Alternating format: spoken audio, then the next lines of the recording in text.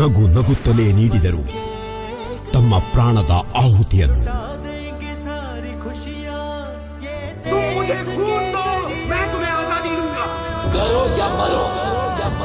ಬರೆದರು ಎಂದು ಮರೆಯಲಾರದ ಕಥೆಗಳನ್ನು ಸತ್ಯ, ಅಹಿಂಸೆ ಮತ್ತು ಬಲಿದಾನದ ಮೂಲಕ.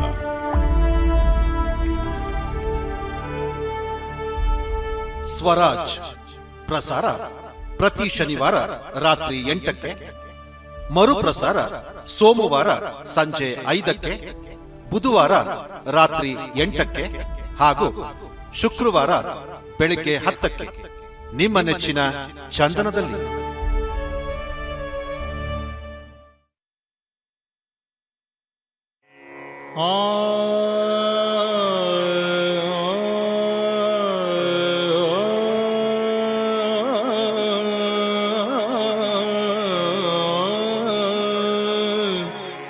ಲಕ್ಷ್ಮೀ ಲಕ್ಷ್ಮೀ ಲಕ್ಷ್ಮೀ ಬಾರಮ್ಮ ಬಾರಮ್ಮ ಬಾರಮ್ಮ ಲಕ್ಷ್ಮೀ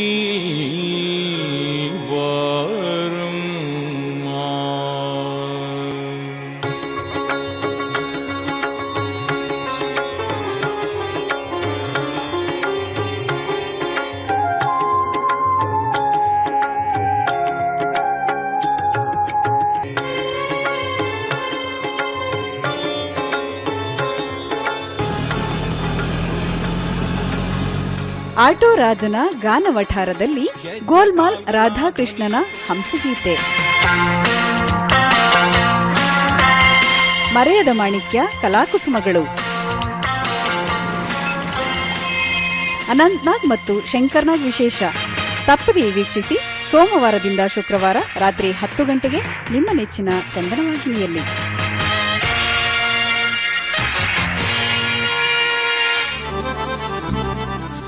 ಅನಂತೋಡಿ ಶ್ರೀ ಅನಂತ ಪದ್ಮನಾಭ ದೇಗುಲ, ಬೆಳಾಲುವಿನ ಪ್ರಸಿದ್ಧ ಸುಕ್ಷೇತ್ರದ ಪರಿಚಯ.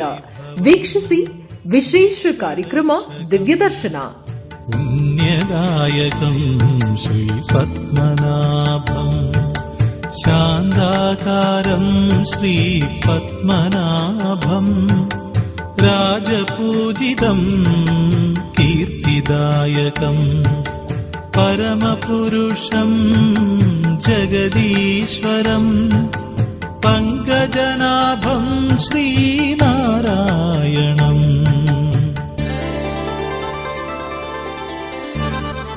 ಇದೇ ಸೆಪ್ಟೆಂಬರ್ 9, 2022 ಸಮಯ ಸಂಜೆ 5 ಗಂಟೆಗೆ. ಮರುಪ್ರಸಾರ ಮರುದಿನ ಮಧ್ಯಾಹ್ನ 1:30ಕ್ಕೆ ನಿಮ್ಮ ನೆಚ್ಚಿನ ಚಂದನ ವಾಹಿನಿಯಲ್ಲಿ. ದಾಯಕಂ ಶ್ರೀ ಪದ್ಮನಾಭಂ.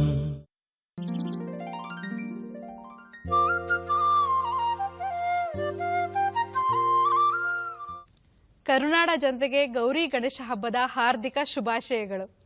ಎಲ್ಲರೂ ಕೂಡ ಪರಿಸರ ಸ್ನೇಹಿ ಗಣೇಶನ್ನೇ ಬಳಸಿ ಹಬ್ಬನ ಖುಷಿಯಿಂದ ಆಚರಿಸಿ.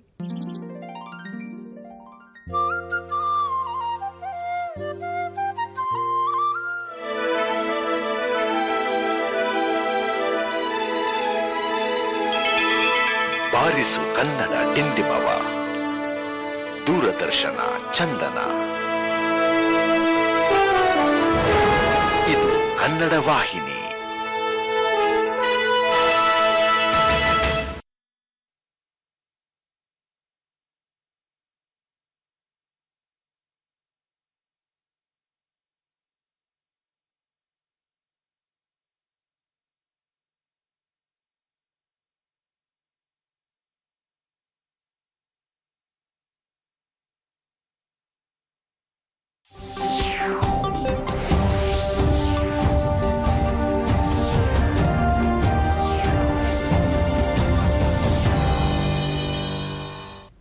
ನಮಸ್ಕಾರ.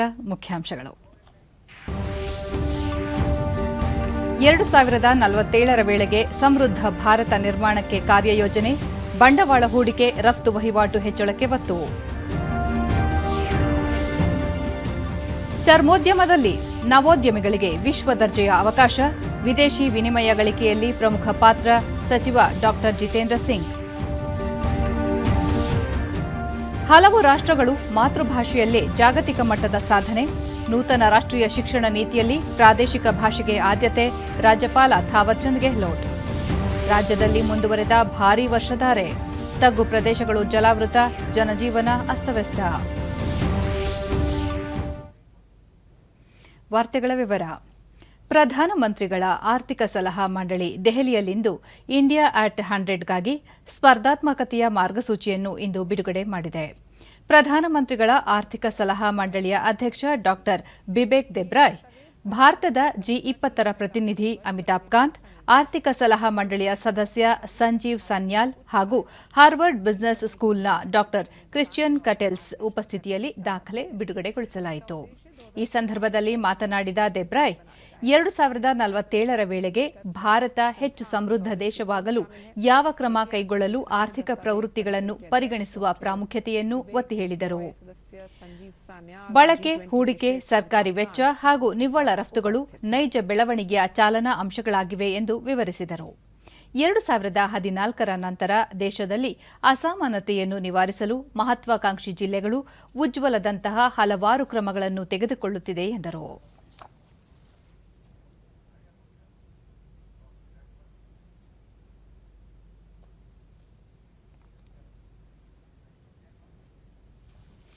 ಪ್ರಧಾನಿ ನರೇಂದ್ರ ಮೋದಿ ಸೆಪ್ಟೆಂಬರ್ 2ರಂದು ಕೊಚ್ಚಿಯಲ್ಲಿ ದೇಶದ ಮೊದಲ ಸ್ವದೇಶಿ ನಿರ್ಮಿತ ವಿಮಾನ ವಾಹಕ ನೌಕೆ ವಿಕ್ರಾಂತ್ಗೆ ಚಾಲನೆ ನೀಡಲಿದ್ದಾರೆ.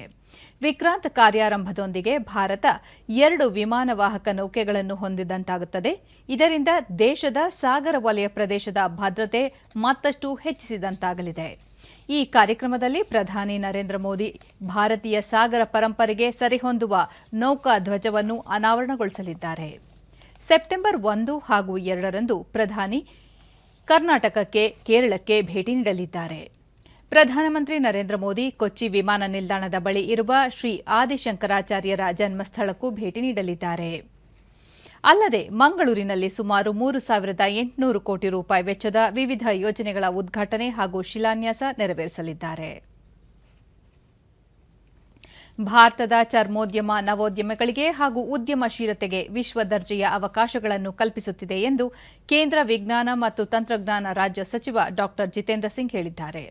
ಉತ್ತರ ಪ್ರದೇಶದ ಮೈನ್ಪುರಿಯಲ್ಲಿ ಸಿಎಸ್ಐಆರ್ ಸಿಎಲ್ಆರ್ಐನ ಅಧಿಕಾರಿಗಳು, ಹಿರಿಯ ವಿಜ್ಞಾನಿಗಳು ಹಾಗೂ ಕಾನ್ಪುರ ಕಾಲೇಜು ವಿದ್ಯಾರ್ಥಿಗಳನ್ನು ಉದ್ದೇಶಿಸಿ ಮಾತನಾಡಿದ ಅವರು, ಮುಂಬರಲಿರುವ ಚರ್ಮ ನವೋದ್ಯಮ ಪರಿಸರದಲ್ಲಿ ಆಕರ್ಷಣೀಯ ಜೀವನ ರೂಪಿಸಿಕೊಳ್ಳುವಂತೆ ಕರೆ ನೀಡಿದರು.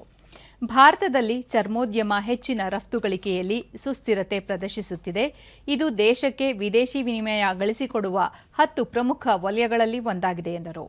ಉತ್ತರ ಪ್ರದೇಶದ ಯೋಗಿ ಆದಿತ್ಯನಾಥ ಸರ್ಕಾರ ಚರ್ಮದಿಂದ ತಯಾರಿಸಲಾದ ಸರಕುಗಳನ್ನು ಆಗ್ರಾ ಹಾಗೂ ಕಾನ್ಪುರ ಜಿಲ್ಲೆಗಳಲ್ಲಿ 1 ಜಿಲ್ಲೆ 1 ಉತ್ಪನ್ನವಾಗಿ ಗುರುತಿಸಿದೆ. ಈ ಕ್ಲಸ್ಟರ್ಗಳ ಅಭಿವೃದ್ಧಿಗೆ ಕಾರ್ಯತಂತ್ರ ಮಧ್ಯಸ್ಥಿಕೆಗಳನ್ನು ರೂಪಿಸಿದೆ ಎಂದರು. ರಫ್ತು ಬೆಳವಣಿಗೆಯನ್ನು ಸಕ್ರಿಯಗೊಳಿಸುವ ಪರಿಸರ ವ್ಯವಸ್ಥೆಯನ್ನು ರೂಪಿಸಲು ಸರ್ಕಾರ ಶ್ರಮಿಸುತ್ತಿದ್ದು, ರಾಜ್ಯದಿಂದ ಚರ್ಮದ ಸರಕು ರಫ್ತು ಹೆಚ್ಚಿಸಲು ರಫ್ತುದಾರರಿಗೆ ಪ್ರೋತ್ಸಾಹ ನೀಡುತ್ತಿದೆ. ಇದರಿಂದ ಮನ್ಪುರಿ ಹಾಗೂ ಅಕ್ಕಪಕ್ಕದ ಜಿಲ್ಲೆಗಳ ಉದ್ಯಮಿಗಳು ಹಾಗೂ ಯುವಕರಿಗೆ ಹೊಸ ಅವಕಾಶಗಳನ್ನು ಕಲ್ಪಿಸುತ್ತಿದೆ ಎಂದರು. ಕ್ರೀಡೆ ಮತ್ತು ಅದಕ್ಕೆ ಸಂಬಂಧಿಸಿದ ಅಂಶಗಳನ್ನು ಪಠ್ಯದಲ್ಲಿ ಸೇರ್ಪಡೆ ಮಾಡುವ ಪ್ರಕ್ರಿಯೆ ಜಾರಿಯಲ್ಲಿದೆ ಎಂದು ಕೇಂದ್ರ ಶಿಕ್ಷಣ ಸಚಿವ ಧರ್ಮೇಂದ್ರ ಪ್ರಧಾನ್ ತಿಳಿಸಿದ್ದಾರೆ.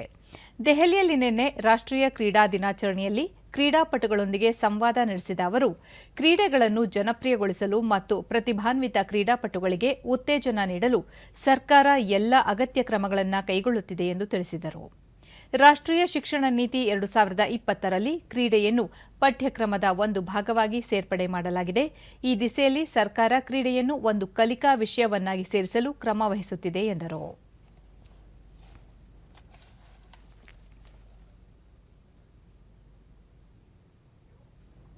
ಈ ವೇಳೆ ಮಾತನಾಡಿದ ಕೇಂದ್ರ ಕ್ರೀಡಾ ಸಚಿವ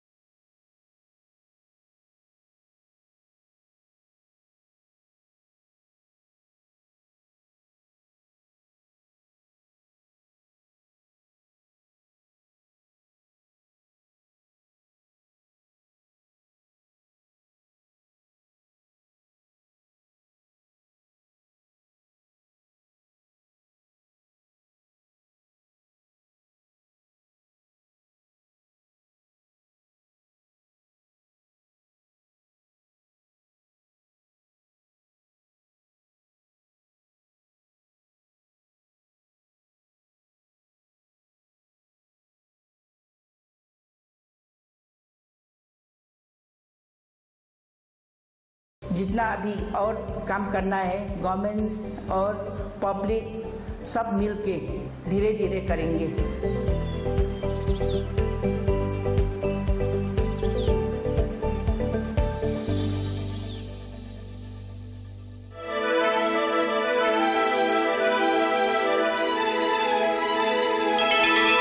ಬಾರಿಸು ಕನ್ನಡ ಡಿಂಡಿಮವ ದೂರದರ್ಶನ ಚಂದನ.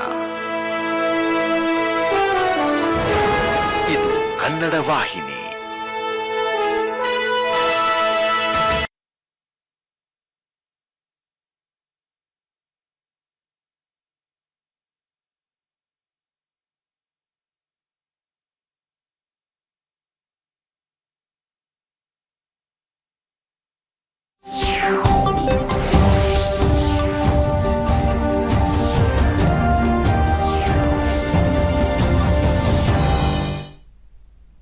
ನಮಸ್ಕಾರ. ಮುಖ್ಯಾಂಶಗಳು. ನಾಡಿನಾದ್ಯಂತ ಸಂಭ್ರಮದ ಗಣೇಶೋತ್ಸವ, ದೇವಾಲಯಗಳಲ್ಲಿ ವಿಶೇಷ ಪೂಜೆ ಸಲ್ಲಿಕೆ.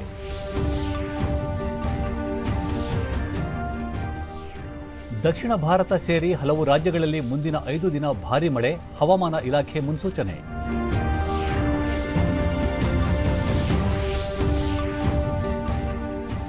ಗಣೇಶೋತ್ಸವ ಅನುಮತಿ ಪ್ರಶ್ನಿಸಿ ಸುಪ್ರೀಂ ಕೋರ್ಟ್ಗೆ ಅರ್ಜಿ, ಬೆಂಗಳೂರು ಈದ್ಗಾ ಮೈದಾನದ ಆದೇಶ ಅನ್ವಯಕ್ಕೆ ಮನವಿ.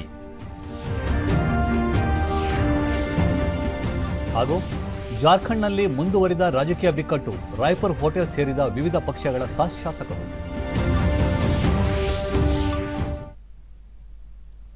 ವಾರ್ತೆಗಳ ವಿವರ. ರಾಜ್ಯಾದ್ಯಂತ ಗಣೇಶ ಹಬ್ಬದ ಸಂಭ್ರಮ ಮನೆ ಮಾಡಿದೆ. ವಿಘ್ನ ನಿವಾರಕ ಗಣೇಶನನ್ನು ಭಕ್ತಿಪೂರ್ವಕವಾಗಿ ಮನೆಗಳಿಗೆ ಬರಮಾಡಿಕೊಂಡು ವಿಶೇಷ ಪೂಜಾ ಕೈಂಕರ್ಯಗಳನ್ನು ನೆರವೇರಿಸಲಾಗುತ್ತಿದೆ. ಗಣೇಶ ಮೂರ್ತಿಗೆ ಸಾಂಪ್ರದಾಯಿಕ ಭಕ್ಷ್ಯ ಭೋಜನಗಳೊಂದಿಗೆ ನೈವೇದ್ಯವನ್ನು ಅರ್ಪಿಸಲಾಗುತ್ತಿದೆ. ಕಳೆದ 2 ವರ್ಷಗಳಿಂದ ಕೊರೋನಾ ಕಾರಣಕ್ಕೆ ವಿಜೃಂಭಣೆಯಿಂದ ಗಣೇಶೋತ್ಸವ ಆಚರಣೆಗೆ ಅವಕಾಶ ಸಿಕ್ಕಿರಲಿಲ್ಲ. ಹಾಗಾಗಿ ಸಾರ್ವಜನಿಕ ಗಣೇಶೋತ್ಸವ ಈ ಬಾರಿ ಅತ್ಯಂತ ಸಂಭ್ರಮ ಸಡಗರದಿಂದ ಮನೆ ಬಡಾವಣೆಗಳಿಗೆ ಗಣೇಶ ಮೂರ್ತಿಯನ್ನು ತಂದು ಪ್ರತಿಷ್ಠಾಪಿಸುವ ಪ್ರಕ್ರಿಯೆ ಜೋರಾಗಿ ನಡೆಯುತ್ತಿದೆ. ನಾಡಿನಾದ್ಯಂತ ಎಲ್ಲ ದೇವಾಲಯಗಳಲ್ಲಿ ವಿಶೇಷ ಪೂಜಾ ಕೈಂಕರ್ಯ ನಡೆಯುತ್ತಿದೆ. ಹಬ್ಬಗಳ ಹಿನ್ನೆಲೆಯಲ್ಲಿ ರಾಜ್ಯದ ಪ್ರಮುಖ ಮಾರುಕಟ್ಟೆಗಳಲ್ಲಿ ಹೂವು ಹಣ್ಣು ಸೇರಿದಂತೆ ಅಗತ್ಯ ವಸ್ತುಗಳ ಮಾರಾಟದ ದೃಶ್ಯಗಳು ಸಾಮಾನ್ಯವಾಗಿದ್ದವು.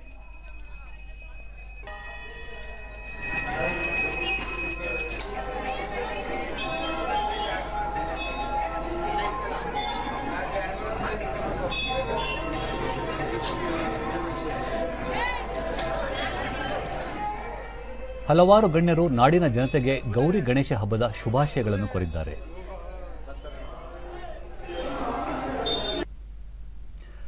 ದೆಹಲಿಯಲ್ಲಿ ಪ್ರಧಾನಿ ನರೇಂದ್ರ ಮೋದಿ ಅವರು ಇಂದು ಗಣೇಶ ಹಬ್ಬವನ್ನು ಆಚರಿಸುವ ಮೂಲಕ ದೇಶದ ಜನತೆಗೆ ಗೌರಿ ಗಣೇಶ ಹಬ್ಬವು ಸುಖ, ಶಾಂತಿ, ಸಮೃದ್ಧಿ ತರಲಿ ಎಂದು ಟ್ವೀಟ್ ಮೂಲಕ ಶುಭ ಹಾರೈಸಿದ್ದಾರೆ.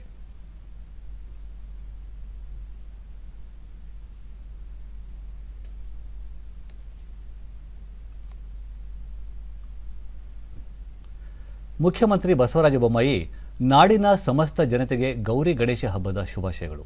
ವಿಘ್ನ ನಿವಾರಕ ಎಲ್ಲರ ಇಷ್ಟಾರ್ಥಗಳನ್ನು ಈಡೇರಿಸಿ ನಾಡಿನಲ್ಲಿ ಜನತೆ ಸುಖ, ಶಾಂತಿ, ಸಮೃದ್ಧಿಯಿಂದ ನೆಲೆಸಲು ಶಕ್ತಿ ನೀಡಲಿ ಎಂದು ಹಾರೈಸಿದ್ದು, ಸಾರ್ವಜನಿಕರು ಪರಿಸರ ಸ್ನೇಹಿ ಗಣೇಶ ಮೂರ್ತಿಗಳನ್ನು ಪ್ರತಿಷ್ಠಾಪಿಸುವಂತೆ ಕರೆ ನೀಡಿದ್ದಾರೆ. ಭಕ್ತಿ ಭಾವವಾಗಿ ಸಂಭ್ರಮದಿಂದ ಆಚರಣೆ ಮಾಡುವಂಥದ್ದು, ವಿಘ್ನ ನಿವಾರಕನ ಪೂಜೆ ಮಾಡೋ ಮುಖಾಂತರ ನಮಗೆ ಬರುವಂಥ ಎಲ್ಲ ವಿಘ್ನಗಳನ್ನು ದೂರ ಮಾಡುವಂಥದ್ದಕ್ಕೆ ಒಂದು ಸಕಾಲ. ಈ ಸಂದರ್ಭದಲ್ಲಿ 1-2 ವಿನಂತಿಗಳನ್ನು ನಾನು ಮಾಡ್ಕೊಳ್ಳೋಕೆ ಇಚ್ಛಪಡ್ತೇನೆ. ಒಂದು, ಪರಿಸರ ಸ್ನೇಹಿ ಗಣೇಶನನ್ನು ಕುಂದಿರಿಸಬೇಕು. ಪ್ಲಾಸ್ಟರ್ ಆಫ್ ಪ್ಯಾರಿಸ್ ಗಣೇಶನನ್ನು ನೀವು ಸಂಪೂರ್ಣವಾಗಿ ಅದನ್ನು ನಿರಾಕರಣೆಯನ್ನು ಮಾಡಬೇಕು. ಪರಿಸರ ಸ್ನೇಹಿ ಗಣೇಶ ಅಂದರೆ ಜಿಡ್ಡು ಮಣ್ಣಿನ ತಯಾರಾಗಿರುವಂಥದ್ದು. ಹಲವಾರು ಅಲಂಕಾರಿಕವಾಗಿ ನೀವೆಲ್ಲ ಮಾಡಿ ವಿಜೃಂಭಣೆಯಿಂದ ಆಚರಣೆಯನ್ನು ಮಾಡಿ. ಮತ್ತು ನಗರ ಸಂಸ್ಥೆಗಳು, ನಗರ ಪಾಲಿಕೆ, ಪುರಸಭೆ, ಮಹಾನಗರ ಪಾಲಿಕೆ ಎಲ್ಲಿ ವಿಸರ್ಜನೆಯನ್ನು ಮಾಡಬೇಕು ಅಂತ ಹೇಳ್ತಾರೆ ಅಲ್ಲಿ ವಿಸರ್ಜನೆಯನ್ನು ಮಾಡಿ ಪರಿಸರವನ್ನು ಉಳಿಸಿ ಗಣೇಶ ಹಬ್ಬವನ್ನು ಅತ್ಯಂತ ವಿಜೃಂಭಣೆಯಿಂದ ಆಚರಿಸಿ. ಧನ್ಯವಾದ. ದಕ್ಷಿಣ ಭಾರತ ಮತ್ತು ಈಶಾನ್ಯ ರಾಜ್ಯಗಳಲ್ಲಿ ಮುಂದಿನ 5 ದಿನಗಳ ಕಾಲ ಭಾರೀ ಮಳೆಯಾಗಲಿದೆ ಎಂದು ಭಾರತೀಯ ಹವಾಮಾನ ಇಲಾಖೆ ತಿಳಿಸಿದೆ. ಮಧ್ಯ ಭಾರತ, ಬಿಹಾರ, ಪಶ್ಚಿಮ ಬಂಗಾಳ, ಸಿಕ್ಕಿಂ, ಕರ್ನಾಟಕ, ತಮಿಳುನಾಡು, ತೆಲಂಗಾಣ ಸೇರಿದಂತೆ ಹಲವು ರಾಜ್ಯಗಳಲ್ಲಿ ವ್ಯಾಪಕ ಮಳೆಯಾಗಲಿದೆ. ಮುಂದಿನ 3-4 ದಿನಗಳಲ್ಲಿ ಗುಡುಗು ಮಿಂಚು ಸಹಿತ ಬಿರುಗಾಳಿಯೊಂದಿಗೆ ಮಳೆಯಾಗಲಿದ್ದು ಮುನ್ನೆಚ್ಚರಿಕೆ ವಹಿಸುವಂತೆ ಹವಾಮಾನ ಇಲಾಖೆ ಮುನ್ಸೂಚನೆ ನೀಡಿದೆ.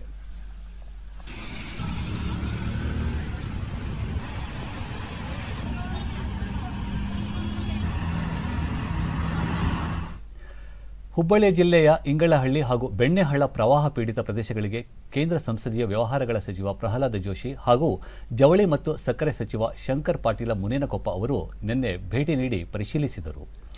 ಈ ವೇಳೆ ಜಿಲ್ಲಾಧಿಕಾರಿ ಗುರುದತ್ತ ಹೆಗಡೆ, ಜಿಲ್ಲಾ ಪಂಚಾಯಿತಿ ಮುಖ್ಯ ಕಾರ್ಯನಿರ್ವಾಹಕ ಅಧಿಕಾರಿ ಡಾ ಸುರೇಶ್ ಸೇರಿದಂತೆ ಹಲವು ಅಧಿಕಾರಿಗಳು ಹಾಜರಿದ್ದರು.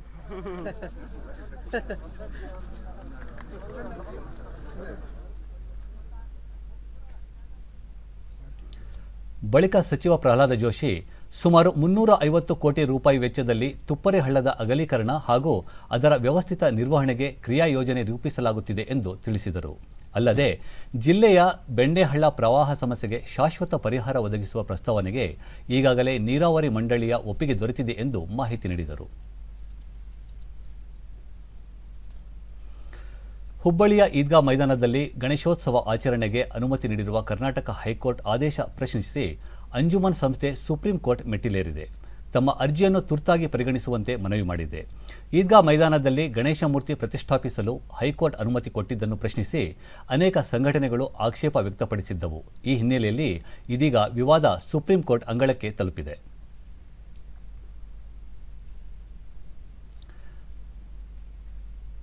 ಬೆಂಗಳೂರಿನ ಈದ್ಗಾ ಮೈದಾನದಲ್ಲಿ ಗಣೇಶೋತ್ಸವಕ್ಕೆ ಸುಪ್ರೀಂ ಕೋರ್ಟ್ ನಿನ್ನೆ ಅನುಮತಿ ನಿರಾಕರಿಸಿದ ಬೆನ್ನಲ್ಲೇ ಇದೀಗ ಹುಬ್ಬಳ್ಳಿ ಈದ್ಗಾ ಮೈದಾನದಲ್ಲೂ ಅದೇ ಆದೇಶ ಅನ್ವಯಿಸಲು ಅಂಜುಮನ್ ಸಂಸ್ಥೆ ಕೋರಲಿದೆ. ಈ ಮಧ್ಯೆ ಕೇಂದ್ರ ಸಚಿವ ಪ್ರಹ್ಲಾದ ಜೋಶಿ ಅವರು ಪ್ರತಿಕ್ರಿಯೆ ನೀಡಿದ್ದು, ಹುಬ್ಬಳ್ಳಿ ಈದ್ಗಾ ಮೈದಾನ ಸಾರ್ವಜನಿಕ ಸ್ವತ್ತು, ಮಹಾನಗರ ಪಾಲಿಕೆ ಆಚರಣೆಗೆ ಅನುಮತಿ ನೀಡುವ ಮೂಲಕ ಸೂಕ್ತ ತೀರ್ಮಾನ ಕೈಗೊಂಡಿದೆ. ಆದರೆ ಕೆಲವು ಸಂಘಟನೆಗಳು ಗಣೇಶೋತ್ಸವಕ್ಕೆ ಅನುಮತಿ ನೀಡಿದ್ದನ್ನೇ ಆಕ್ಷೇಪಿಸಿರುವುದು ಸರಿಯಲ್ಲ ಎಂದು ಅಭಿಪ್ರಾಯಪಟ್ಟರು. ಯಾವುದೇ ರೀತಿಯಲ್ಲಿ ಉಲ್ಲಂಘನೆಯನ್ನು ಮಾಡಬಾರದು. ಶಾಂತಿ ಸೌಹಾರ್ದತೆಯಿಂದ 3 ದಿವಸಗಳ ಕಾಲ ಇದನ್ನು ಆಚರಿಸಬೇಕು. ಇದೇ ನಾನು ವಿನಂತಿ ಮಾಡ್ತೀನಿ. ಮತ್ತು 2 ಬಾರಿ ನಮಾಜ್ ಇವಾಗ ಯಾರೂ ಅಬ್ಜೆಕ್ಷನ್ ಮಾಡಲ್ಲ. ಅದೇ ರೀತಿ ಗಣೇಶೋತ್ಸವ ಮತ್ತೊಂದು ಕಾರ್ಯಕ್ರಮ ಆಗಬೇಕು, ಯಾರೂ ಇದಕ್ಕೆ ವಿರೋಧ ಇತ್ಯಾದಿ ಮಾಡಬಾರ್ದು. ಸರ್, ಈಗ ಪಾಲಿಕೆ ಮತ್ತು ಪ್ರಮುಖವಾಗಿ ಒಂದು ಪೊಲಿಟಿಕಲ್ ಪಾರ್ಟಿ ಮತ್ತು ಅಪೀಸ್ಮೆಂಟ್ ಮಾಡೋ ಕಾರಣಕ್ಕಾಗಿ ಇನ್ನು ಕೆಲವರು ಈ ಅಂಜುಮನ್ ಸಂಸ್ಥೆ ಇತ್ಯಾದಿ ಹೋಗಿದ್ರು. ಇದು ಕೆಲವರು ಒಂದು ರೀತಿಯಲ್ಲಿ ಪೊಲಿಟಿಕಲ್ ಕಾರಣಕ್ಕೆ, ಅಪೀಸ್ಮೆಂಟ್ ಕಾರಣಕ್ಕೆ ಪೊಲಿಟಿಕಲ್ ಪಾರ್ಟಿಯವರು ಉಳಿದವರು ತಮ್ಮ ಹಕ್ಕು ಸಾಧನೆಗೆ ಹೋಗಿದ್ರು. ಅದರ ಹಕ್ಕು ಸಾಧನೆ ಬಗ್ಗೆ ಈಗಾಗಲೇ ಸುಪ್ರೀಂ ಕೋರ್ಟ್ 1992ರಲ್ಲಿ ತೀರ್ಪನ್ನು ಕೊಟ್ಟಿದೆ. ದೇಶಾದ್ಯಂತ ಕಲ್ಲಿದ್ದಲು ಗಣಿ ಪ್ರದೇಶದಲ್ಲಿ ಹಸಿರೀಕರಣಕ್ಕೆ ಹೆಚ್ಚಿನ ಆದ್ಯತೆ ನೀಡಲು ಕೇಂದ್ರ ಸರ್ಕಾರ ಯೋಜನೆ ರೂಪಿಸಿದೆ. 2022-23ನೇ ಸಾಲಿನಲ್ಲಿ 2400 ಹೆಕ್ಟೇರ್ ಪ್ರದೇಶದಲ್ಲಿ ಹಸಿರೀಕರಣ ಗುರಿ ಹೊಂದಲಾಗಿದೆ ಎಂದು ಕಲ್ಲಿದ್ದಲು ಸಚಿವಾಲಯ ತಿಳಿಸಿದೆ. ಸುಮಾರು 50 ಲಕ್ಷಕ್ಕೂ ಅಧಿಕ ಸಸಿಗಳನ್ನು ನೆಡುವ ಯೋಜನೆ ಹಾಕಿಕೊಳ್ಳಲಾಗಿದೆ. ಈಗಾಗಲೇ 1000 ಹೆಕ್ಟೇರ್ ಕಲ್ಲಿದ್ದಲು ಗಣಿ ಪ್ರದೇಶದಲ್ಲಿ ಹಸಿರೀಕರಣ ಚಾಲ್ತಿಯಲ್ಲಿದೆ. ಬಿದಿರು ಮತ್ತಿತರ ಪರಿಸರ ಸ್ನೇಹಿ ಸಸಿಗಳನ್ನು ಆಧುನಿಕ ಕೃಷಿ ಪದ್ಧತಿಯಡಿ ನೆಡಲಾಗುತ್ತಿದೆ. ಪರಿಸರದಲ್ಲಿ ಇಂಗಾಲದ ಪ್ರಮಾಣವನ್ನು ಕಡಿಮೆ ಮಾಡುವ ರಾಷ್ಟ್ರೀಯ ಯೋಜನೆಗೆ ಕಲ್ಲಿದ್ದಲು ಸಚಿವಾಲಯ ಈ ಮೂಲಕ ತನ್ನ ಕೊಡುಗೆ ನೀಡಲು ಮುಂದಾಗಿದೆ. 2030ರ ವೇಳೆಗೆ 3 ಬಿಲಿಯನ್ ಟನ್ನಷ್ಟು ಇಂಗಾಲದ ಪ್ರಮಾಣವನ್ನು ಕಡಿಮೆಗೊಳಿಸಿ ಪರಿಸರ ಸಮತೋಲನಕ್ಕೆ ಆದ್ಯತೆ ನೀಡಲಾಗುವುದು ಎಂದು ಕಲ್ಲಿದ್ದಲು ಸಚಿವಾಲಯ ಹೇಳಿದೆ.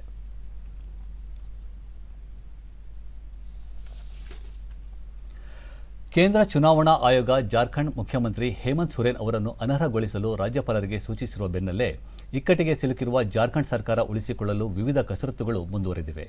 ಆಡಳಿತಾರೂಢ ಜಾರ್ಖಂಡ್ ಮುಕ್ತಿ ಮೋರ್ಚಾ, ಕಾಂಗ್ರೆಸ್ ಮತ್ತು ಆರ್ಜೆಡಿ ಶಾಸಕರು ರಾಯಪುರದ ಹೋಟೆಲ್ ಸೇರಿದ್ದಾರೆ. ರಾಜಕೀಯ ಅಸ್ಥಿರತೆ ಸೃಷ್ಟಿಯಾಗಲಿದೆ ಎಂಬ ಭೀತಿಯ ಹಿನ್ನೆಲೆಯಲ್ಲಿ ಹೋಟೆಲ್ ಸುತ್ತ ಭಾರೀ ಪೊಲೀಸ್ ಭದ್ರತೆ ಏರ್ಪಡಿಸಲಾಗಿದೆ. ಚುನಾವಣಾ ಆಯೋಗದ ಆದೇಶದ ಹಿನ್ನೆಲೆಯಲ್ಲಿ ರಾಜ್ಯಪಾಲರಿಂದ ಮುಂದೆ ಯಾವ ಕ್ರಮ ಜರುಗಲಿದೆ ಎಂಬುದು ಅತ್ಯಂತ ಕುತೂಹಲ ಕೆರಳಿಸಿದೆ.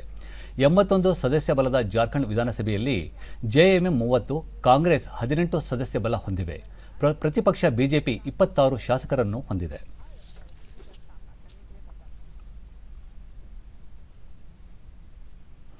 ವಿದೇಶಾಂಗ ಸಚಿವ ಎಸ್ ಜಯಶಂಕರ್ 14ನೇ ಭಾರತ ಯುಎಇ ಜಂಟಿ ಸಭೆಯಲ್ಲಿ ಪಾಲ್ಗೊಳ್ಳಲು 3 ದಿನಗಳ ಕಾಲ ಅರಬ್ ರಾಷ್ಟ್ರ ಪ್ರವಾಸ ಕೈಗೊಳ್ಳಲಿದ್ದಾರೆ.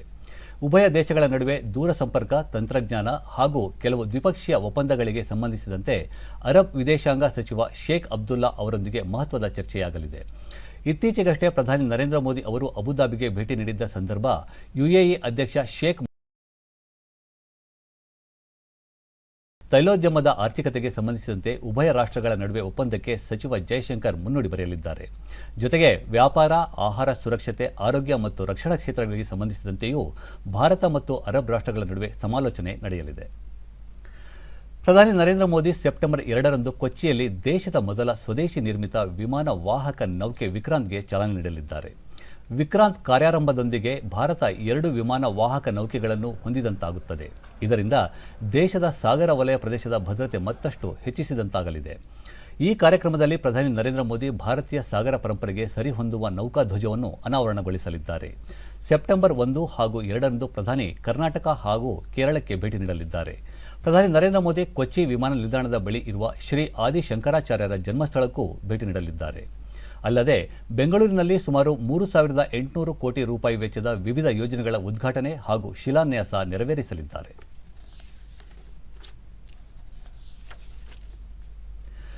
ಮಾತೃಭಾಷೆಯಲ್ಲಿ ಶಿಕ್ಷಣಕ್ಕೆ ಆದ್ಯತೆ ನೀಡಲು ಕೇಂದ್ರ ಸರ್ಕಾರ ರಾಷ್ಟ್ರೀಯ ಶಿಕ್ಷಣ ನೀತಿಯಲ್ಲಿ ಅವಕಾಶ ಕಲ್ಪಿಸಿದೆ ಎಂದು ರಾಜ್ಯಪಾಲ ಥಾವರ್ ಚಂದ್ ಗೆಹ್ಲೋಟ್ ತಿಳಿಸಿದ್ದಾರೆ. ಪುತ್ತೂರಿನ ಖಾಸಗಿ ಕಾಲೇಜಿನ ಸಮಾರಂಭದಲ್ಲಿ ಪಾಲ್ಗೊಂಡು ಮಾತನಾಡಿದ ಅವರು, ಭಾರತ ವಿವಿಧ ಸಂಸ್ಕೃತಿ, ಭಾಷೆಗಳನ್ನೊಳಗೊಂಡ ವಿಭಿನ್ನ ಸಂಸ್ಕೃತಿಯ ದೇಶವಾಗಿದೆ. ಆಯಾಯ ಪ್ರಾದೇಶಿಕ ಭಾಷೆಗಳಿಗೆ ನೂತನ ರಾಷ್ಟ್ರೀಯ ಶಿಕ್ಷಣ ನೀತಿಯಲ್ಲಿ ಆದ್ಯತೆ ನೀಡಲಾಗಿದೆ. ಭಾರತವನ್ನು ಜಾಗತಿಕ ಜ್ಞಾನಶಕ್ತಿಯನ್ನಾಗಿ ಮಾಡಬೇಕು ಎಂದ ಅವರು, ಮಾತೃಭಾಷೆಯಲ್ಲಿ ಶಿಕ್ಷಣ ನೀಡುವ ಹಲವು ರಾಷ್ಟ್ರಗಳು ಜಾಗತಿಕ ಮಟ್ಟದಲ್ಲಿ ಅಭಿವೃದ್ಧಿ ಸಾಧಿಸಿವೆ. ಚೈನಾ, ಫ್ರಾನ್ಸ್, ಜರ್ಮನಿ ದೇಶಗಳು ಉತ್ತಮ ಉದಾಹರಣೆಗಳಾಗಿವೆ ಎಂದರು. ಯುವಕರು ದೇಶದ ಶಕ್ತಿಯಾಗಿದ್ದು, ಸ್ವಾವಲಂಬಿ ಭಾರತದ ಕನಸನ್ನು ನನಸಾಗಿಸಲು ಒಗ್ಗಟ್ಟಿನಿಂದ ಶ್ರಮಿಸುವುದರೊಂದಿಗೆ ದೇಶೀಯ ಉತ್ಪನ್ನಗಳ ಬಳಕೆಗೆ ಉತ್ತೇಜಿಸುವುದು ಅಗತ್ಯ ಎಂದು ತಿಳಿಸಿದರು. दर्शन और ध्यान पर केंद्रित होकर सर्वे भवन्तु सुखिना सर्वे सन्तु निरामया, अर्थात सब सुखी हो और सब निरोगी हो, किसी प्रकार की कोई बीमारी नहीं हो, एक प्रकार की भावना के साथ ये संस्था निरंतर काम कर रहा है. निश्चित रूप से ये प्रशंसनीय है.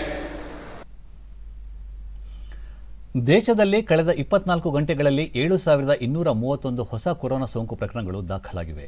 ನಿನ್ನೆ ಒಂದೇ ದಿನ 10,828 ಮಂದಿ ಗುಣಮುಖರಾಗಿದ್ದು, ಇದುವರೆಗೆ ಗುಣಮುಖರಾದವರ ಒಟ್ಟು ಸಂಖ್ಯೆ 4,28,29,093ಕ್ಕೆ ಹೆಚ್ಚಳವಾಗಿದೆ. ಚೇತರಿಕೆ ಪ್ರಮಾಣ 98.62%. ಒಟ್ಟಾರೆ 84,931 ಸಕ್ರಿಯ ಪ್ರಕರಣಗಳಿವೆ. ಈ ಪ್ರಮಾಣ 0.19%. ವಿಶ್ವದಲ್ಲೇ ಅತಿ ಹೆಚ್ಚು ಲಸಿಕೆ ನೀಡಿರುವ ದೇಶಗಳ ಪೈಕಿ ಭಾರತ ಮುಂಚೂಣಿಯಲ್ಲಿದೆ. ಇದುವರೆಗೆ ದೇಶಾದ್ಯಂತ ಒಟ್ಟು 211,91,05,738 ಡೋಸ್ ಲಸಿಕೆ ನೀಡಲಾಗಿದೆ. ನಿನ್ನೆ ಒಂದೇ ದಿನ 24,70,330 ಡೋಸ್ ಲಸಿಕೆ ನೀಡಲಾಗಿದೆ.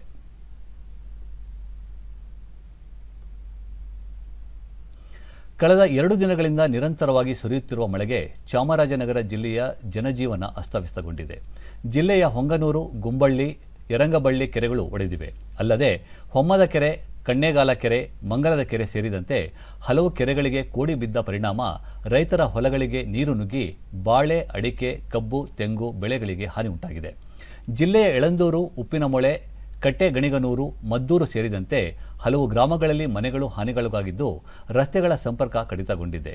ಕೆಲವು ಸರ್ಕಾರಿ ಕಚೇರಿ ಹಾಗೂ ಶಾಲಾ ಕಾಲೇಜುಗಳಲ್ಲಿ ನೀರು ನುಗ್ಗಿದ್ದು, ಜಿಲ್ಲೆಯ ಹಲವೆಡೆ ವಿದ್ಯುತ್ ಕಂಬಗಳು ಉರುಳಿವೆ.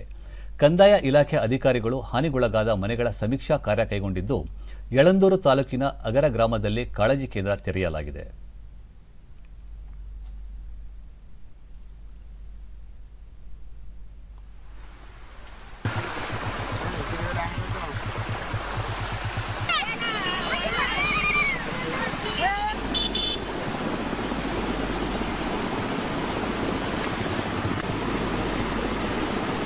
ಕಳೆದ 2-3 ದಿನಗಳಿಂದ ಭಾರಿ ಮಳೆ. ಡಿಡಿ ನ್ಯೂಸ್ನೊಂದಿಗೆ ಕಣ್ಣೇಗಾಲ ಗ್ರಾಮದ ರೈತ ಸುರೇಶ್, ನಿರಂತರವಾಗಿ ಸುರಿಯುತ್ತಿರುವ ಮಳೆಯಿಂದಾಗಿ ಗ್ರಾಮದ ರಸ್ತೆಗಳು ಕೊಚ್ಚಿ ಹೋಗಿವೆ ಎಂದು ತಿಳಿಸಿದರು. ಸಂಪೂರ್ಣ ಜಮೀನಿನಲ್ಲಿ ನಷ್ಟ ಉಂಟಾಗಿದೆ. ಆದ್ದರಿಂದ ಸರ್ಕಾರ ಇದರ ಬಗ್ಗೆ ಒಂದು ಕ್ರಮ ವಹಿಸಿ ನನಗೆ 2-3 ಎಕರೆಯಲ್ಲಿ ತೆಂಗು ಮತ್ತು ಬಾಳೆ, ಅಡಿಕೆ ಈ ಫಸಲುಗಳನ್ನ ನಾನು ನಂಬಿಕೊಂಡು ಜೀವನ ಮಾಡ್ತಿದ್ದೆ. ಈ ಫಸಲುಗಳು ಎಲ್ಲ ಈಗ ನೀರಿನ ಪ್ರಮಾಣದಿಂದ ನನಗೆ ಭಾರಿ ನಷ್ಟ ಉಂಟಾಗಿದೆ.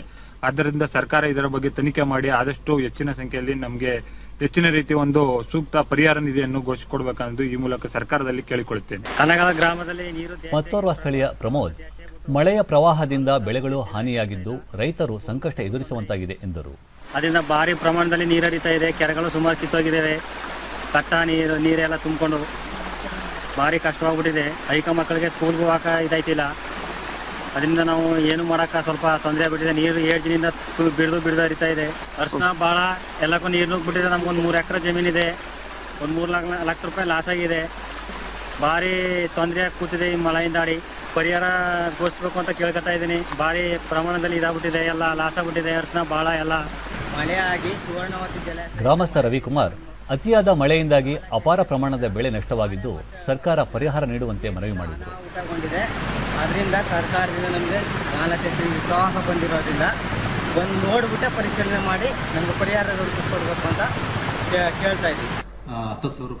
ಯಳಂದೂರು ತಹಶೀಲ್ದಾರ್ ಆನಂದಪ್ಪ ನಾಯಕ ಮಳೆಯಿಂದ ಹಾನಿಗೊಳಗಾದ ರೈತರ ಬೆಳೆ ಹಾಗೂ ಆಸ್ತಿ ಪಾಸ್ತಿಗಳ ಸರ್ವೆ ಕಾರ್ಯ ಕೈಗೊಂಡಿರುವುದಾಗಿ ತಿಳಿಸಿದರು. ಬೆಳೆ ಈಗಾಗಲೇ ನಾಟಿ ಮಾಡಿದಂತಹ ಸುಮಾರು ಒಂದು 450 ಎಕರೆ ಅಷ್ಟು ಗುರುತಿಸಿದ್ದೀವಿ. ಅಷ್ಟು ಬೆಳೆ ನಾಟಿಯಾಗಿತ್ತು, ಭತ್ತದ ಬೆಳೆ. ಅದು ಏನಾಯಿತು, ನಮ್ಮ ಈ ಕೆರೆ ಹೊಡೆದಿದ್ದರಿಂದನೇ ತುಂಬ ನಷ್ಟ ಆಗೋಯಿತು. ಪ್ಲಸ್ ನೀರು ನಿಂತಿದೆ. ಬಹುಶಃ ನೋಡೋಣ, ಇನ್ನೊಂದು 2-3 ದಿನದಲ್ಲಿ ನಾವು ಅಗ್ರಿಕಲ್ಚರ್ ಡಿಪಾರ್ಟ್ಮೆಂಟಿಂದ ಅವರಿಂದ ವರದಿ ತಗೊಳ್ತೀವಿ. ನಾಟಿ ಮಾಡಿರೋಂಥ ಭತ್ತದ ಭೂಮಿಗೆ ನೀರು ನಿಂತಿರೋದ್ರಿಂದ ಏನಾದರೂ ಎಫೆಕ್ಟ್ ಆಗುತ್ತಾ ಅಥವಾ ಅನುಕೂಲ ಆಗುತ್ತೋ ಅಂತ ಅದೊಂದು ವಿಚಾರ ತಿಳ್ಕೊಂಡು ಇದು ಮಾಡ್ತೀವಿ. ಕೇಂದ್ರ ಸರ್ಕಾರದ ಆಯುಷ್ಮಾನ್ ಭಾರತ್ ಡಿಜಿಟಲ್ ಮಿಷನ್ ಅಭಾ ಆರೋಗ್ಯ ಡಿಜಿಟಲ್ ಕಾರ್ಡ್ ಅನ್ನು ಪರಿಚಯಿಸಿದೆ. ದೇಶದ 6 ಕೇಂದ್ರಾಡಳಿತ ಪ್ರದೇಶಗಳಲ್ಲಿ ಪ್ರಾಯೋಗಿಕವಾಗಿ ಅಭಾ ಆರೋಗ್ಯ ಡಿಜಿಟಲ್ ಕಾರ್ಡ್ ಅನ್ನು ಪರಿಚಯಿಸಲಾಗಿದ್ದು ಕೋಲಾರ ಜಿಲ್ಲೆಯ ಫಲಾನುಭವಿಗಳಿಂದ ಉತ್ತಮ ಪ್ರತಿಕ್ರಿಯೆ ವ್ಯಕ್ತವಾಗಿದೆ. ಈ ಕಾರ್ಡ್ 14 ಸಂಖ್ಯೆಗಳನ್ನು ಒಳಗೊಂಡಿದ್ದು ರೋಗಿಯು ದೇಶದ ಯಾವುದೇ ಪ್ರದೇಶದಲ್ಲಿ ಬಳಕೆ ಮಾಡುವ ಮೂಲಕ ಆರೋಗ್ಯ ಮಾಹಿತಿಯನ್ನು ವಿನಿಮಯ ಮಾಡಿಕೊಳ್ಳಬಹುದಾಗಿದೆ. ಅಭಾ ಆರೋಗ್ಯ ಡಿಜಿಟಲ್ ಕಾರ್ಡ್ನಲ್ಲಿ 1 ಬಾರಿ ಆರೋಗ್ಯ ಮಾಹಿತಿಯನ್ನು ನಮೂದಿಸುವುದರಿಂದ ರೋಗಿಯ ಮುಂದಿನ ಚಿಕಿತ್ಸೆಗೆ ಹಿಂದಿನ ಆರೋಗ್ಯ ಮಾಹಿತಿಯೂ ದೊರೆಯುತ್ತದೆ. ಅಲ್ಲದೆ ಪ್ರತಿ ಬಾರಿಯ ಚಿಕಿತ್ಸೆಯ ವರದಿಯೂ ಈ ಡಿಜಿಟಲ್ ಕಾರ್ಡ್ನಲ್ಲಿ ದಾಖಲಿಸಲಾಗುತ್ತದೆ. ಡಿಡಿ ನ್ಯೂಸ್ನೊಂದಿಗೆ ಫಲಾನುಭವಿ ನಾರಾಯಣಸ್ವಾಮಿ, ಪ್ರತಿ ಬಾರಿ ಆರೋಗ್ಯ ಚಿಕಿತ್ಸಾ ವರದಿಗಳು ಡಿಜಿಟಲ್ ಕಾರ್ಡ್ನಲ್ಲಿ ದಾಖಲಾಗುವುದರಿಂದ ರೋಗಿಯ ಚಿಕಿತ್ಸಾ ವರದಿಗಳನ್ನು ವೈದ್ಯರಿಗೆ ತಲುಪಿಸಲು ಸುಲಭ ಮಾರ್ಗವಾಗಿದೆ ಎಂದರು. ಈಗ ಅಮೌಂಟನ್ನು ಜಾಸ್ತಿ ಏನು ಇದು ಮಾಡ್ತಾರೆ, ನಮ್ಮ ಖರ್ಚನ್ನು ಕೈಯಿಂದ ನಾವು ದುಡ್ಡು ಕೊಟ್ಟಿದ್ರೆ ಗೌರ್ಮೆಂಟಿಂದನೇ ಎಲ್ಲನೂ ಗೌರ್ಮೆಂಟೇ ನಮ್ಮ ಖರ್ಚು ವೆಚ್ಚಗಳೆಲ್ಲ ಗೌರ್ಮೆಂಟೇ ಇದು ಮಾಡ್ತಾ ಇದೆ. ಮತ್ತೋರ್ವ ಫಲಾನುಭವಿ ಮಹೇಶ್, ಅಭಾ ಡಿಜಿಟಲ್ ಕಾರ್ಡ್ ಕಾಗದ ರಹಿತವಾಗಿದ್ದು ಆರೋಗ್ಯ ಚಿಕಿತ್ಸಾ ಮಾಹಿತಿಗಳ ಸಂಗ್ರಹಣೆಗೆ ಸಹಕಾರಿಯಾಗಿದೆ ಎಂದರು. ಕಾರ್ಡ್ ಕೇಂದ್ರ ಸರ್ಕಾರ ತಂದಿರೋದು ಬಹಳ ಉಪಯುಕ್ತವಾಗಿದೆ. ಇವತ್ತು ಕೇವಲ ಇದೊಂದು ಅಭಾ ಅನ್ನೋ ಕಾರ್ಡ್ ನಾವು ಅರ್ಬನ್ ಹೆಲ್ತ್ ಸೆಂಟರ್ ನಾವು ಬಿಟ್ಟು ಆಧಾರ್ ಕಾರ್ಡ್ ಕೊಟ್ಟರೆ ಸಾಕು, ಕ್ಲೀನ್ ಆಗಿ ರೆಡಿ ಮಾಡ್ಕೊಂಡು ಕೊಡ್ತಾರೆ, ಅಪ್ಡೇಟ್ ಆಗುತ್ತೆ. ಆ ಕಾರ್ಡ್ ನಾವು ಇಟ್ಕೊಂಡ್ರೆ ಸಾಕು, ಯಾವುದೇ ಆಸ್ಪತ್ರೆಗೆ ಹೋಗ್ಲಿ ಈ ಒಂದು ಕಾರ್ಡ್ ತೋರಿಸಿದ ತಕ್ಷಣ ಸಾಕು ಅವ್ರಿಗೆ ನಮ್ದೆಲ್ಲ ಡೀಟೇಲ್ಸ್ ಎಲ್ಲ ಕಂಪ್ಲೀಟ್ ಆಗಿ ಬಂದ್ಬಿಡುತ್ತೆ. ಒಳ್ಳೆ ರೀತಿಯಲ್ಲಿ ಈ ಒಂದು ಅಭಾ ಕಾರ್ಡ್ ಬಂದಿದೆ. ಆಸ್ಪತ್ರೆ ಸಿಬ್ಬಂದಿ ನಾರಾಯಣಪ್ಪ, ಅಭಾ ಡಿಜಿಟಲ್ ಕಾರ್ಡ್ ಅನ್ನು ಜಿಲ್ಲಾ ಆಸ್ಪತ್ರೆ ಹಾಗೂ ರಾಜ್ಯದ ಎಲ್ಲ ಪ್ರಾಥಮಿಕ ಆರೋಗ್ಯ ಕೇಂದ್ರಗಳಲ್ಲಿ ಪಡೆಯಬಹುದಾಗಿದೆ ಎಂದು ಮಾಹಿತಿ ನೀಡಿದರು. PHC ಕೇಂದ್ರಗಳಲ್ಲಿ ಆಧಾರ್ ನಂಬರ್ ಕೊಟ್ಟಿದ ತಕ್ಷಣ ದಾಖಲಾಗುತ್ತದೆ. ಇದು ದಾಖಲು ಮಾಡಿದ ತಕ್ಷಣ ಒಂದು ಮೊಬೈಲ್ಗೆ OTP ಬರುತ್ತದೆ. ಈ OTPಯನ್ನು ಎಂಟ್ರಿ ಮಾಡಿದ ತಕ್ಷಣ ಕಾರ್ಡ್ ಬರುತ್ತದೆ. ಇದು ಸೈಬರ್ ಸೆಂಟ್ರಲ್ಲಿ ಈ ಕಾರ್ಡನ್ನು ಪಡೆಯಬಹುದು. ತುಂಬ ಸುಲಭ ಮತ್ತು ಸಿಂಪಲ್. ಕೋಲಾರ ಸರ್ಕಾರಿ ಆರೋಗ್ಯ ಕೇಂದ್ರದ ವೈದ್ಯಾಧಿಕಾರಿ ಡಾಕ್ಟರ್ ರಮೇಶ್, ದೇಶದ ಯಾವುದೇ ಪ್ರದೇಶದಲ್ಲಿ ಅಭಾ ಕಾರ್ಡ್ ಬಳಕೆ ಮಾಡುವ ಮೂಲಕ ರೋಗಿಯು ತನ್ನ ಚಿಕಿತ್ಸೆ ಮಾಹಿತಿಯನ್ನು ವಿನಿಮಯ ಮಾಡಿಕೊಳ್ಳಬಹುದಾಗಿದೆ ಎಂದರು. ನಿಮ್ಮ ಪ್ರಿವಿಯಸ್ ಹಿಸ್ಟ್ರಿ ಏನಿರ್ತದೆ ಮತ್ತೆ ಈಗೇನಿದೆ ಅದೆಲ್ಲ ತಿಳ್ಕೊಬಹುದು. ಅಭಾ ಕಾರ್ಡ್ ಅಲ್ಲಿ ಏನಾಗ್ತದೆ ಅಂದ್ರೆ ನಾವು ಒಂದ್ಸತಿ ಒಂದು ಅಭಾ ಕಾರ್ಡ್ ಅಂತ ರಿಜಿಸ್ಟ್ರೇಷನ್ ಮಾಡ್ಕೊಂಡ್ಬಿಟ್ರೆ ನಮ್ಮ ಕಾರ್ಡ್ ನಂಬರ್ ಹೇಳಿದ್ರೆ ಸಾಕಾಗ್ತದೆ. ಅದರಲ್ಲಿ ನಮ್ಮ ಡೀಟೇಲ್ಸ್ ನಿಮ್ಮ ಹೆಸರು ಏನಿರ್ತದೆ, ನಿಮ್ಮ ವಯಸ್ಸು ಎಷ್ಟಿರ್ತದೆ, ನಿಮ್ಮ ಅಡ್ರೆಸ್ ಏನಿರ್ತದೆ, ಇದೆಲ್ಲ ಡೀಟೇಲ್ಸ್ ಬಂದ್ಬಿಡ್ತದೆ. ಇದರಿಂದ ತೆಂಗು ಅಡಿಕೆ ಬಹು ಉಪಯೋಗಿ ಎಂಬುದು ಎಲ್ಲರಿಗೂ ತಿಳಿದ ವಿಚಾರ. ಅಡಿಕೆಯ ಹಾಳೆ ತಟ್ಟೆಯಾಗಿ, ಟೋಪಿಯಾಗಿ, ಅಲಂಕಾರಿಕ ವಸ್ತುವಾಗಿ ಬಹು ಉಪಯೋಗಿಯಾಗಿದೆ. ಈಗ ಅಡಿಕೆ ಹಾಳೆಯ ಮೌಲ್ಯವರ್ಧನೆ ಮಾಡಲಾಗಿದ್ದು ಅದು ಹದ ಮಾಡಿದ ಚರ್ಮದಂತೆ ಪಾದರಕ್ಷೆಯ ತಯಾರಿಕೆಗೂ ಕಚ್ಚಾ ವಸ್ತುವಾಗಿ ಬಳಕೆಯಾಗುತ್ತಿದೆ. ಈ ಕುರಿತು ಒಂದು ವರದಿ. ಅಡಿಕೆ ಮಲೆನಾಡಿನ ಜೀವನಾಡಿ. ಎಲೆಯ ಜೊತೆಗೆ ಅಡಿಕೆ ಇರಲೇಬೇಕು. ಮಂಗಳ ಕಾರ್ಯಗಳಿಗೆ ಅಡಿಕೆ ಅವಶ್ಯಕ. ಅಡಿಕೆ ಹೇಗೆ ಬಹು ಉಪಯೋಗಿಯೋ ಅಡಿಕೆ ಮರದ ಒಂದೊಂದು ಭಾಗವೂ ಬಹು ಉಪಯೋಗಿಯೇ. ಅಡಿಕೆ ಹಾಳೆ ಅಥವಾ ಅಡಿಕೆ ಪಟ್ಟೆಯಿಂದ ತಟ್ಟೆ, ಲೋಟ, ಟೋಪಿ, ಅಲಂಕಾರಿಕ ವಸ್ತುಗಳನ್ನು ತಯಾರಿಸುವುದು